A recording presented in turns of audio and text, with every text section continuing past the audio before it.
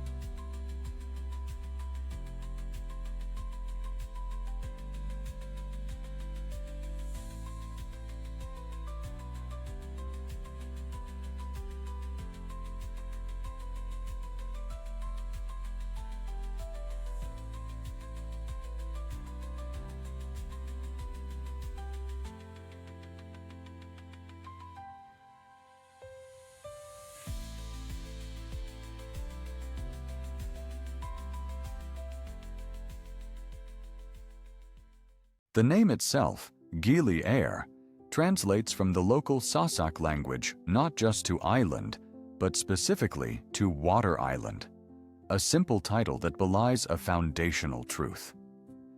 For centuries, it was the only one of its two siblings in this famed archipelago to possess natural subterranean wells of fresh water, a singular geological gift that didn't just sustain life, it dictated the island's destiny. While Gili Trawangan and Gili Menyo remained largely transient outposts, Gili Air nurtured the archipelago's first permanent fishing communities and the sprawling coconut plantations whose descendants still shade the inland pathways. You can feel this history today, a genuine, lived-in character that weaves itself seamlessly into the rhythm of tourism, rather than being displaced by it. It's a delicate equilibrium between worlds, a tranquil legacy born not from modern development, but from the simple, life-giving miracle of fresh water held deep within the coral sand.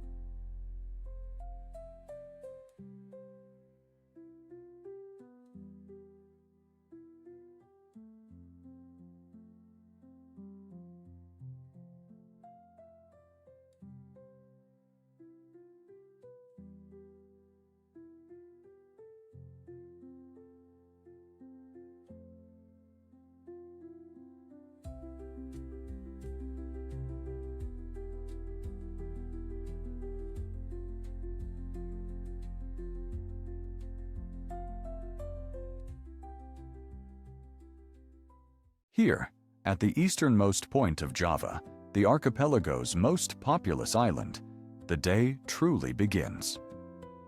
Banyuwangi, the sunrise of Java, is far more than a geographical distinction. It is a historical echo chamber. For centuries, this was the final redoubt of the great Blambangan kingdom, the last Hindu-Buddhist stronghold to stand against the tide of Islam that had swept across the island. That legacy of defiance and distinction is not confined to history books. It is etched into the landscape and the very spirit of its people, the Osing. It's a land shaped by formidable forces, from the sulfuric breath of the Aegean volcanic complex, which has colored its earth and economy for generations, to the narrow, turbulent strait that separates it from Bali. This is a place where geography has acted as both a fortress and a filter, preserving a unique cultural identity that remains palpable to this day.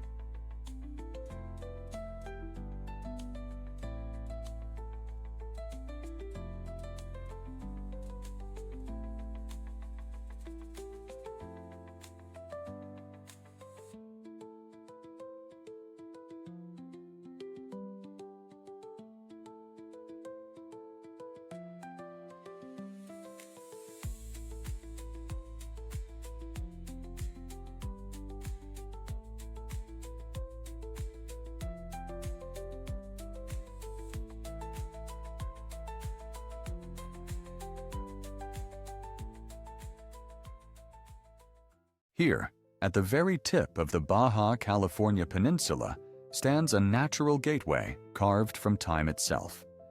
Known locally as El Arco, this is no mere sea stack. It is the final punctuation mark of a vast granite batholith, cooled magma that has been thrust upward and then relentlessly sculpted by wind and water for over 65 million years. This is Land's End, Finisterre, a place of dramatic duality. On one side, the relentless, deep blue surge of the Pacific Ocean crashes against the rocks. On the other, the turquoise waters of the Sea of Cortez, what Jacques Cousteau once called the world's aquarium, lie in relative calm. The arch doesn't just separate two bodies of water. It stands as a silent, geologic witness to their eternal meeting. It is a monument not to an end, but to a powerful and perpetual beginning, where two distinct worlds collide and create a unique ecosystem found nowhere else on Earth.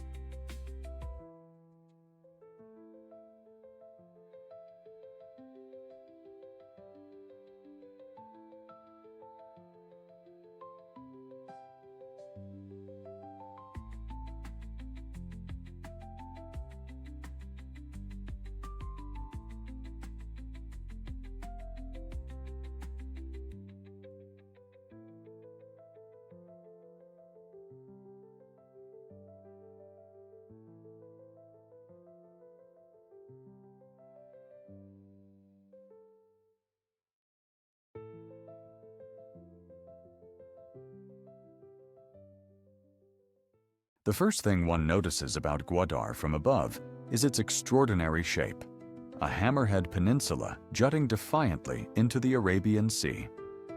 This is no man-made structure, but a rare geological feature known as a tombolo, a former island permanently tethered to the mainland by a narrow spit of sand, painstakingly built by centuries of wave action and coastal currents.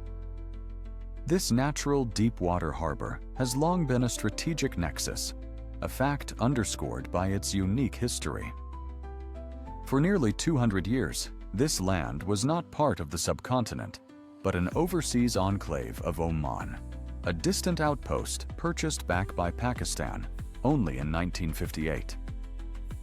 Standing on the isthmus, with the wind sweeping in from the open ocean, one understands its ancient Persian name, Gwadar, the door of the wind. It is a place where the earth itself seems to have conspired with human ambition, a timeless crossroads where the patient geology of the past now meets the powerful geopolitical currents shaping the 21st century.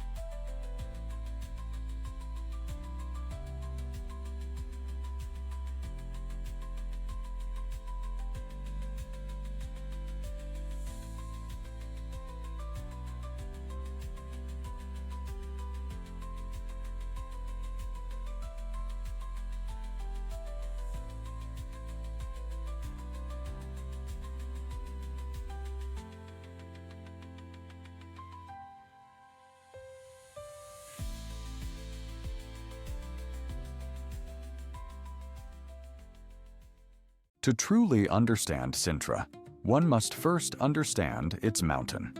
This is no ordinary peak, but a massive granite intrusion that forced its way through the surrounding limestone plains some 80 million years ago. This unique geological origin, combined with its immediate proximity to the Atlantic, conspires to create a persistent microclimate, a world of swirling mists and astonishing humidity that the Romans once named the Mountain of the Moon. It is this very combination of mineral-rich soil and trapped ocean moisture that allows for its almost supernatural fertility, where giant sequoias and exotic tree ferns from across the globe thrive in the shadow of ancient Moorish ramparts. The result is a landscape born of volcanic fire and shaped by sea breeze, providing the perfect mystical canvas upon which centuries of kings, mystics, and poets could project their most extravagant fantasies. Here, the boundary between the natural world and human imagination feels not just blurred, but entirely dissolved.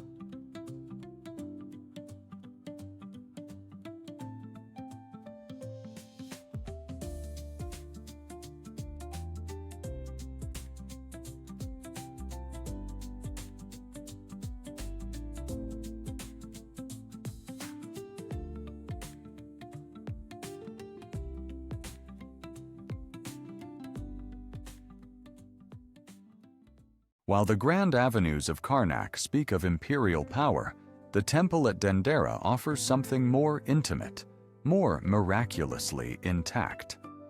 For nearly 2,000 years, the main structure lay buried to its capitals in sand and silt, a natural tomb that preserved not just the architecture, but the very pigment on its ceilings. Looking up inside the great hypostyle hall is to gaze into the Egyptian cosmos, a breathtaking canopy of deep lapis lazuli blue, crowded with divine figures and astronomical charts. Here, the goddess Nut arches her body to form the sky, while the famous circular zodiac, a Hellenistic-era addition, maps the heavens with an unnerving precision. This was not mere decoration. It was a functional, sacred machine for tracking time, a guide for aligning the temple's rituals with the eternal cycles of the stars. Dedicated to Hathor, the goddess of joy and motherhood, the entire complex feels less like a monument to a distant pharaoh and more like a living sanctuary, a final, brilliant flourishing of a civilization charting its place among the gods.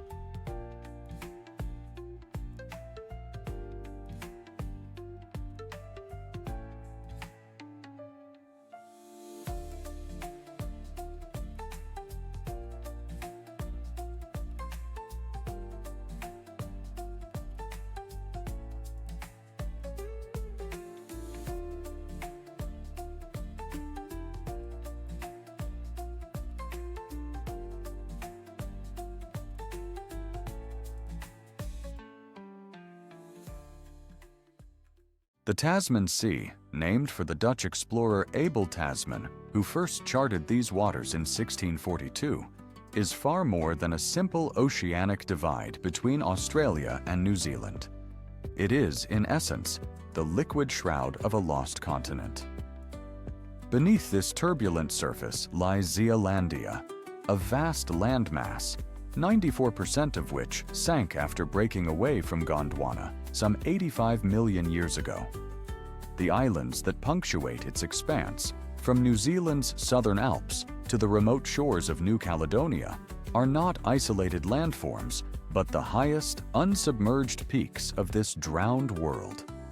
This profound geological history dictates the sea's very nature, its immense depth, its complex currents, and the unique marine life it cradles in its abyssal plains. It stands as a powerful testament to the planet's dynamic past, a constant reminder that the world we see is merely a fraction of the story hidden just beneath the waves.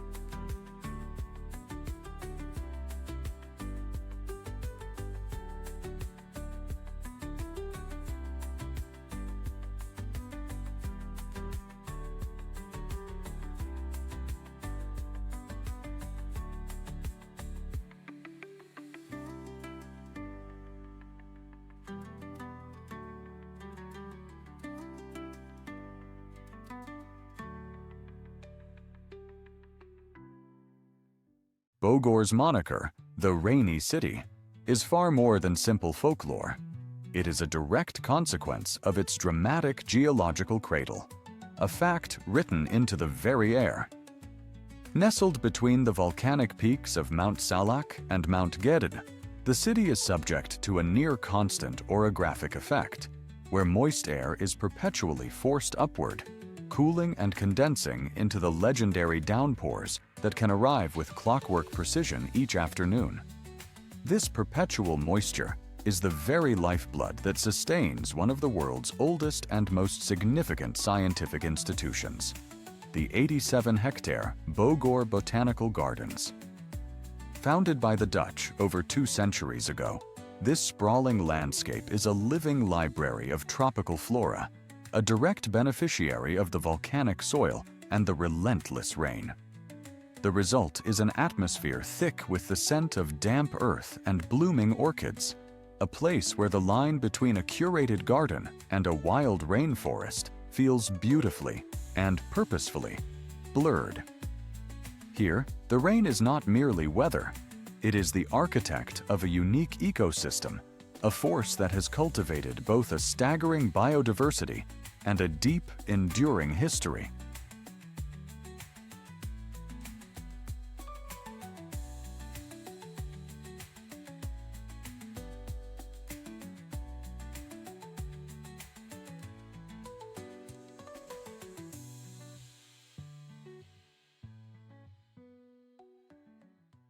The coastlines of Belitung are a testament to deep time, a landscape sculpted by forces almost beyond comprehension.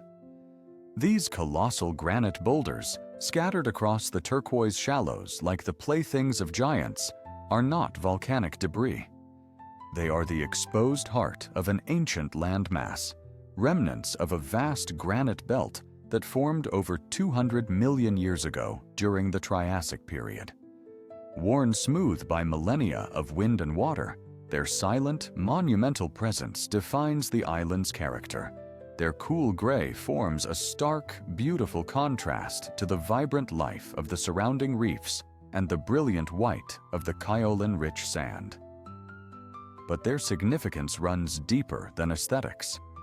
This same ancient geology laced the island with cassiterite, the primary ore of tin, which for centuries dictated the fortunes of Belitung and its people, binding a modern economy to a story that began long before the first dinosaurs walked the earth.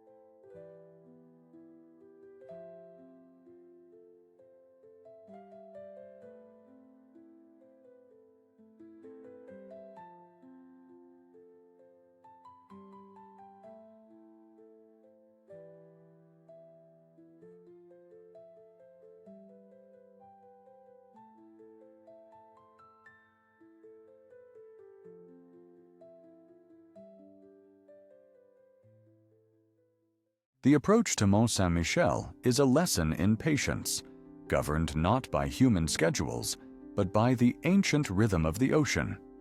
Here, in this corner of Normandy, the sea stages one of its most dramatic performances.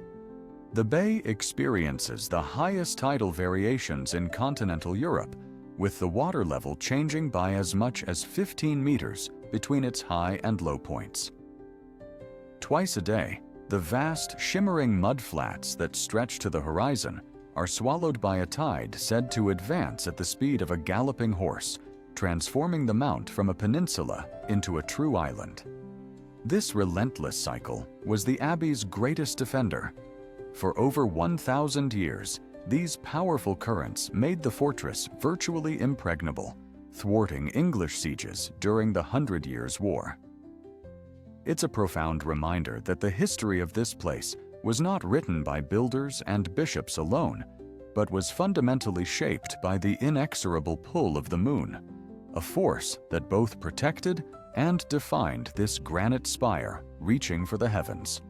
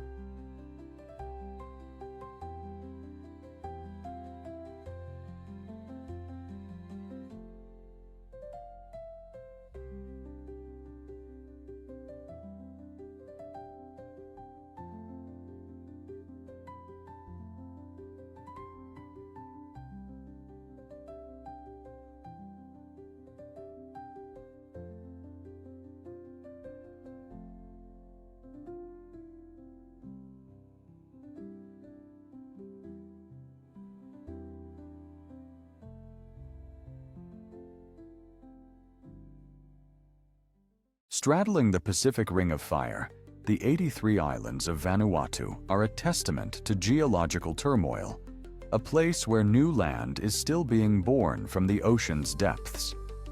Yet this volcanic crucible has forged something far more complex than mere landscapes.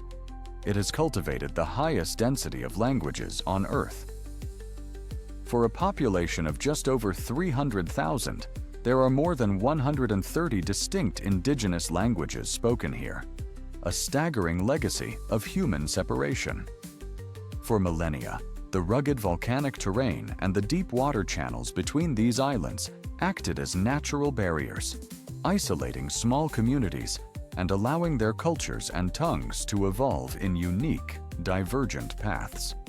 This isn't just a collection of islands, it's an archipelago of distinct worlds, each with its own story, its own cosmology, preserved in the very structure of its speech. To travel through Vanuatu is to witness a living library of human adaptation, where the land itself has authored 1,000 different ways of being.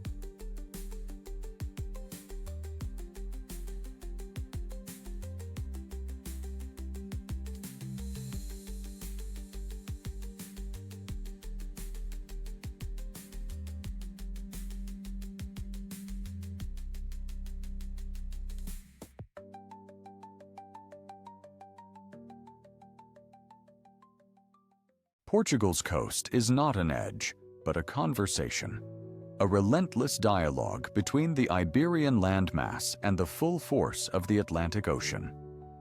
Stretching for over 1,700 kilometers, this shoreline was, for the ancient world, quite literally the end of the earth.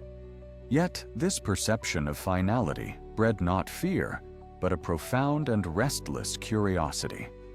You can see the evidence etched into the landscape itself, The sea-carved limestone arches of the Algarve are monuments to the water's patience, while the thunderous canyons of water off Nazaré reveal its raw, untamable power.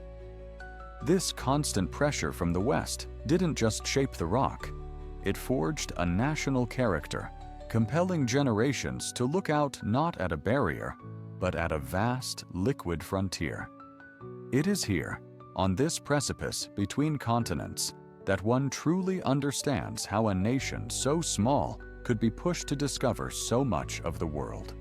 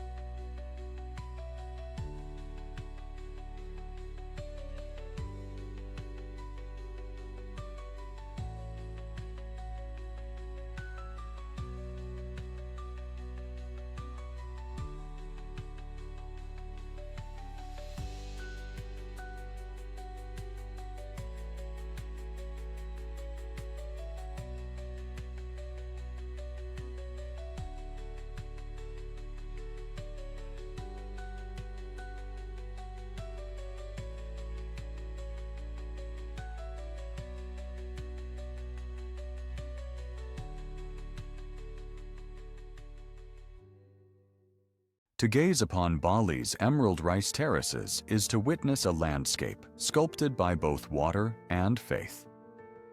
These are not merely fields. They are the physical expression of a 1,000-year-old cooperative system known as the Subak.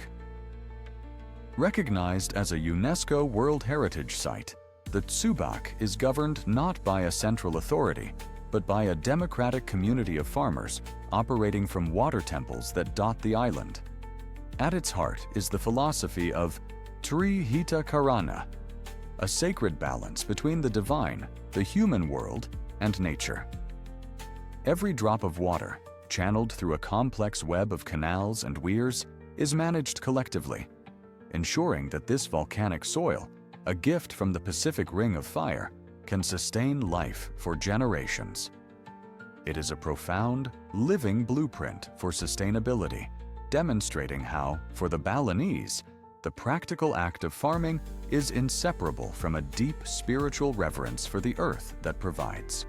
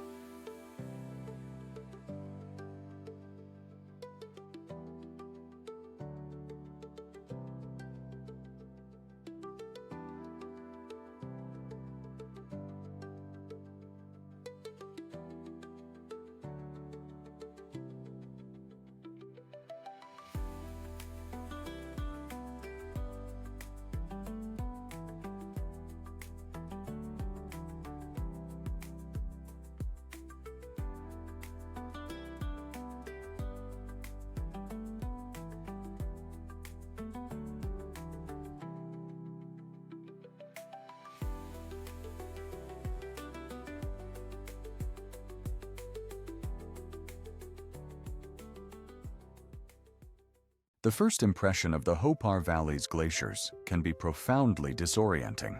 One arrives expecting pristine rivers of brilliant white, the archetypal alpine vista, but is instead confronted by a vast, chaotic expanse of dark rock and rubble that fills the valley floor from wall to wall.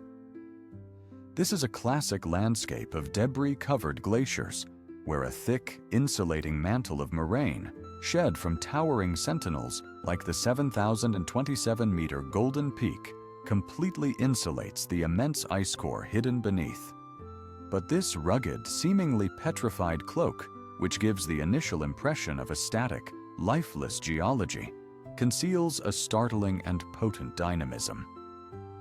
The Baltar Glacier, the valley's central pulsing artery, is a geological anomaly, one of the fastest surging glaciers on the planet, documented to advance as much as 1 relentless meter in a single 24-hour period.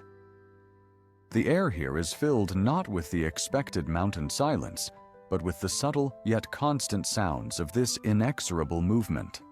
The sharp, percussive crack. To step into the Arashiyama Grove is to experience a profound shift, not just in light, but in sound. The dense canopy is formed almost exclusively by moso bamboo, a remarkable species that, during its peak growing season, can surge upwards by as much as 1 meter in a single 24-hour period. This relentless vertical race among tens of thousands of individual stalks creates the forest's signature cathedral-like effect, filtering the sunlight into a soft, ethereal emerald. This unique architecture also shapes the grove's acoustics. The wind moving through the hollow, towering culms produces a rustling and creaking so distinctive that Japan's Ministry of the Environment has designated it one of the nation's 100 protected soundscapes. It's a powerful reminder that this is not a wild, untamed forest, but a meticulously managed landscape, a tradition stretching back to the Heian period, when nobles cultivated such groves as living, breathing art forms for their estates. A testament to a culture that finds deep meaning in the elegant structure and resilience of nature itself.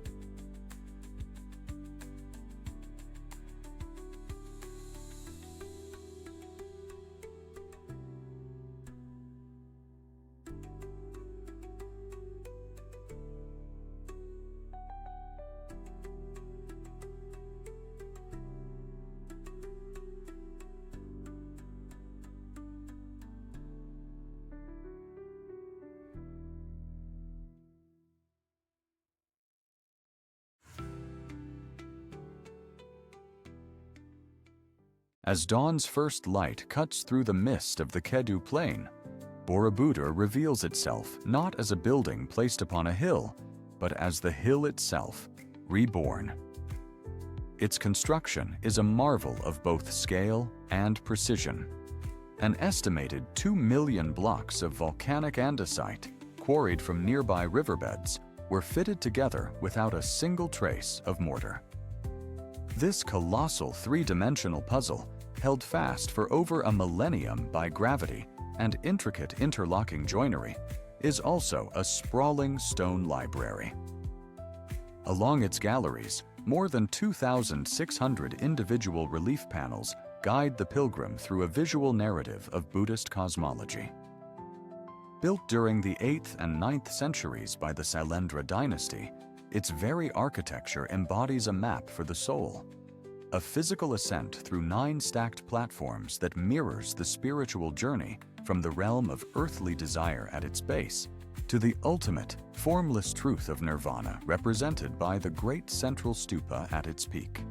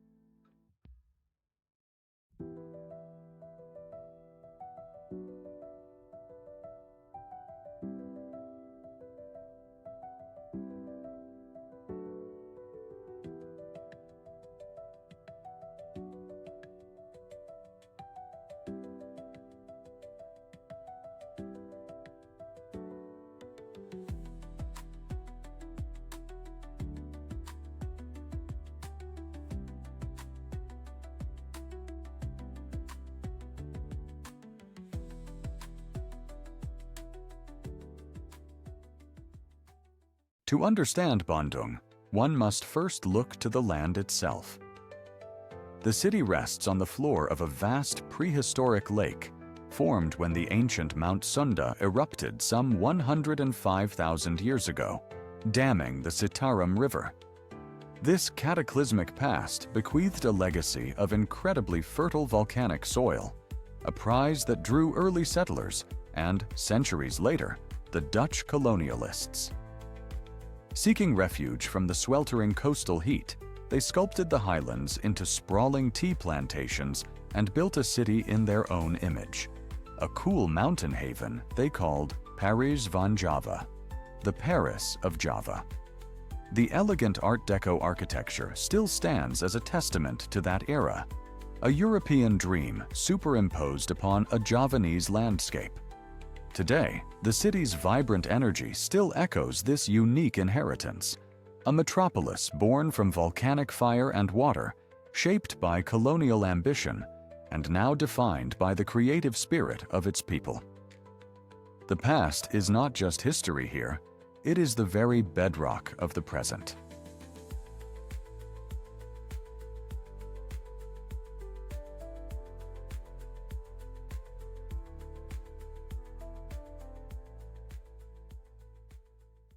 The ascent is a deliberate pilgrimage, 398 stone steps leading away from the city below and toward a view that has become a global emblem of Japan.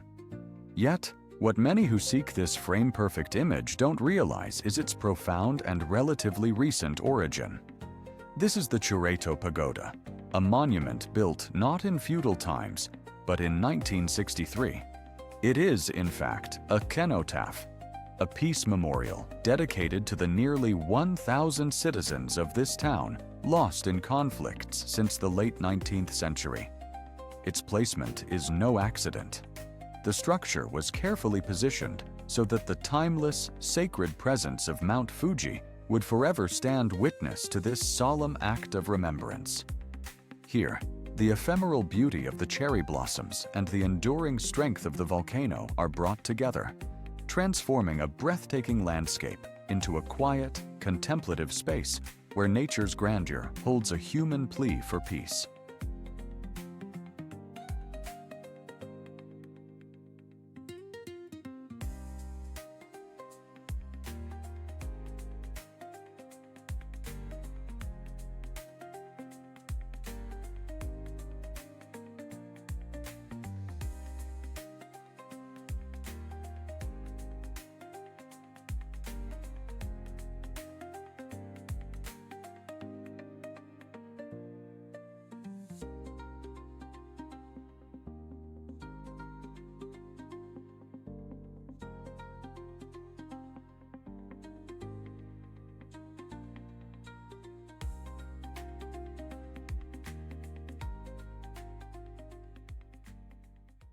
Carved by the tectonic upheaval of Africa's Great Rift, the Omo Valley is less a landscape and more a living geological record.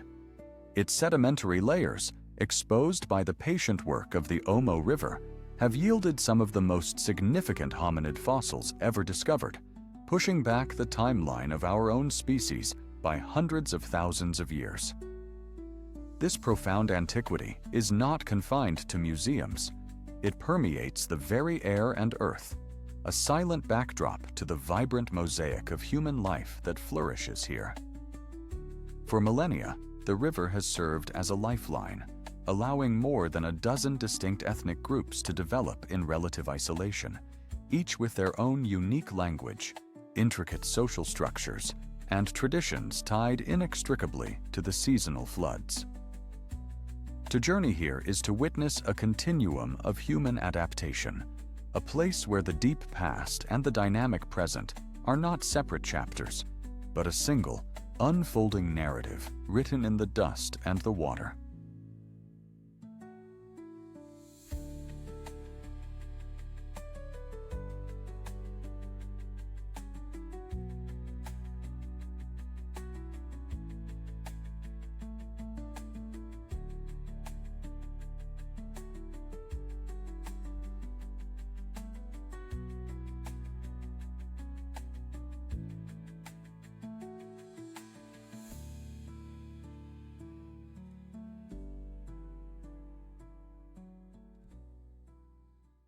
To walk the Senbon Tori is to enter a living chronicle of devotion, a physical manifestation of prayer itself.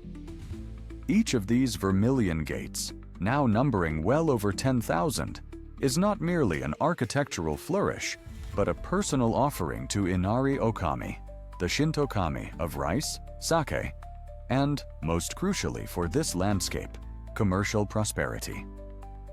Since the Edo period, individuals and corporations have donated these tori as a tangible expression of gratitude for success or a plea for future fortune.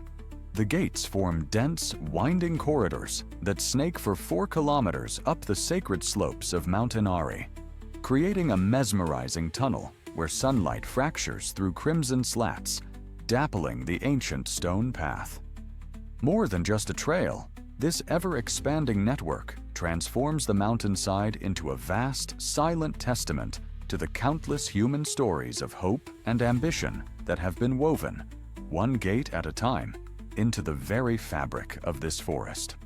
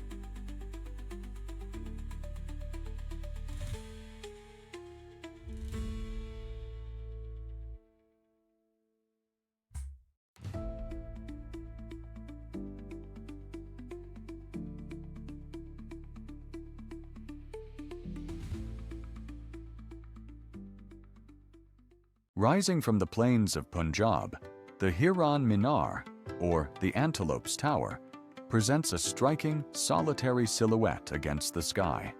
Its origins, however, reveal a tale not of conquest, but of affection. Commissioned in the year 1607 by the Mughal Emperor Jahangir, this entire complex stands as a memorial to his favorite pet antelope, Mansraj, who died here during a royal hunt. The emperor, a passionate naturalist, didn't just build a tomb, he engineered an ecosystem. The vast square water tank, once a thriving reservoir for game animals, surrounds a central octagonal pavilion, a tranquil island reached by a single causeway. It was a place of leisure and sport, yet its very heart is a monument to a beloved animal. Hiran Minar is a rare architectural paradox, an expression of imperial power on a colossal scale, driven by a profoundly personal and gentle sentiment, forever binding the story of a powerful ruler to his humble, four-legged companion.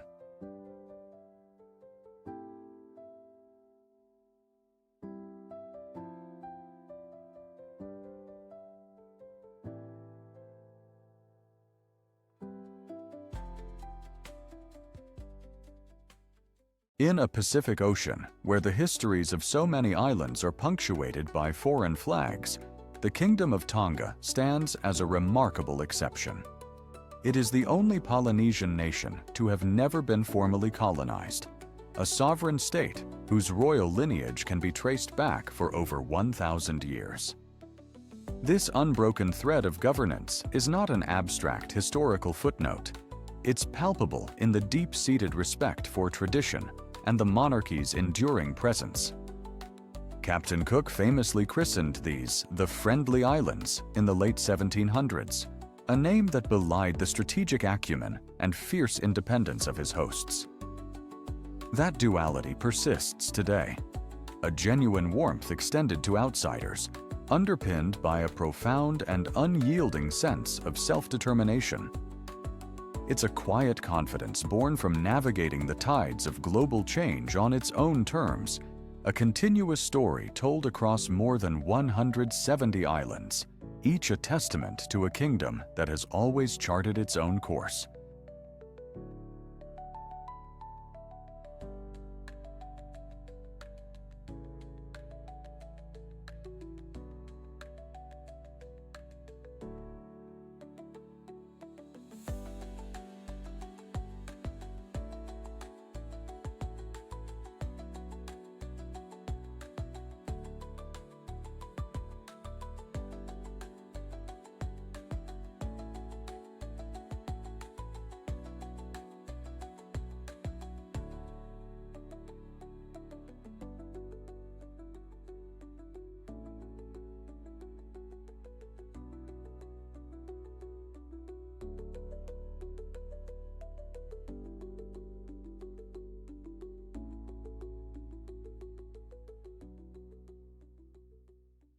To understand Serra da Estrela, one must learn to read a language written in stone.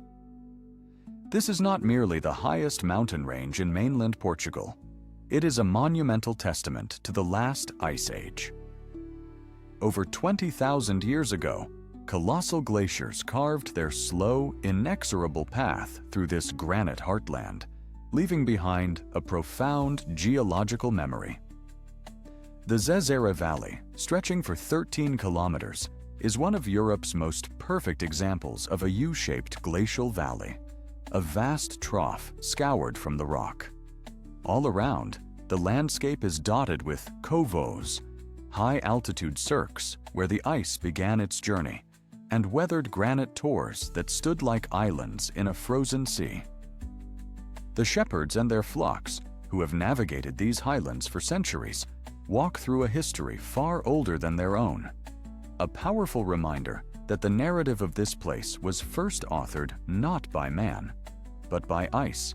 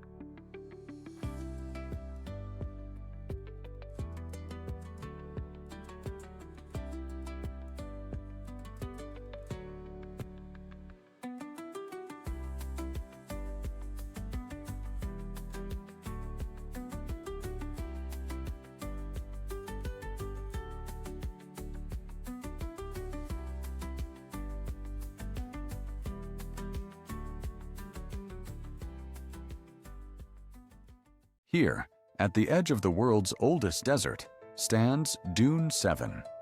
Its name is deceptively simple, marking it as the seventh dune from the ephemeral Sawchab River, yet its scale is monumental, cresting at over 380 meters. What one must understand is that this is not a static landmark. Every grain of this apricot-hued sand began a journey thousands of kilometers away, weathered from ancient rock, carried to the sea by the Orange River, and swept north by the powerful Benguela current. For 5 million years, the wind has been the final architect, lifting these particles inland and patiently sculpting this colossal form. The deep color is a testament to time itself, a coating of iron oxide, a slow rust that paints the desert in fire. To stand here is to feel the breath of that process, a relentless, creative force. This isn't merely a mountain of sand. It is a living repository of deep time, a slow-motion wave of earth, perpetually shaped by the invisible hand of the wind.